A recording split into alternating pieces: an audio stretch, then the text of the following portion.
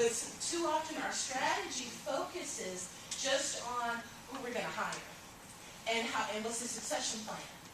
And we don't link those things very clearly to how it's going to help generate revenue. Remember I said recession-proof, right? Because we know when times get tough, we think, well, we're not hiring as many people. We need as many recruiters. We don't have time to let people go to training classes, right?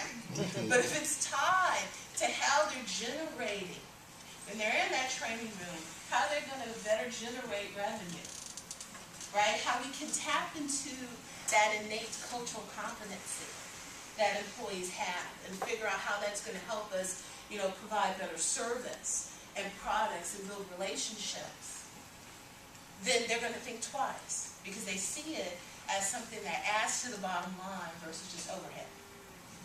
So let's think through that. Even in HR, what you're doing, what we're all doing is still helping the business. Whether you're training and in recruiting, identifying talent, benefits, career development, all those things, we need to make sure we're tying to the bottom line. Another challenge is just the reality that our function is so broad. And I don't know that we've all taken that in when it comes to D&I professionals. They need to just be able to do everything. We are a consultant for the company. That's because you have limited resources. You really truly have to do everything. You really do. I was kidding. You need to A to Z and then go back to A to Z again. Exactly. Well, but it's again, you're not going to be an expert in every area. It's about knowing where to get those resources and tapping into your colleagues. That's what it comes down to.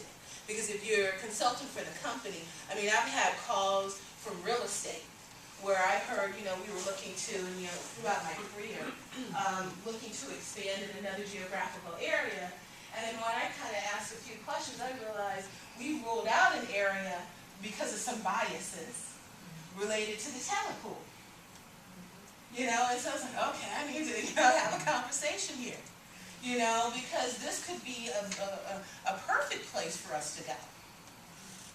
But we've made the assumption that there's something wrong with the talent pool. It's not as, as attractive as we want it to be. So some of the obstacles is also owning the fact and being comfortable within the fact that we're not going to be an expert in every aspect of this. That's the biggest thing. I think it's an opportunity for us to put the mirror up in front of ourselves and really look. Where may we need to expand our knowledge? Where can we reach out?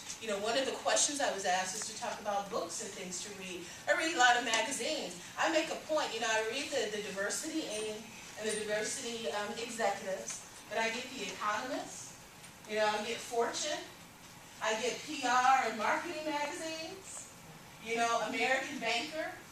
This is building that knowledge, within these skill sets and these other functional areas. That's what we have to do, but the onus is on us. Because most of the times our companies don't have a clue about it. You know what I mean?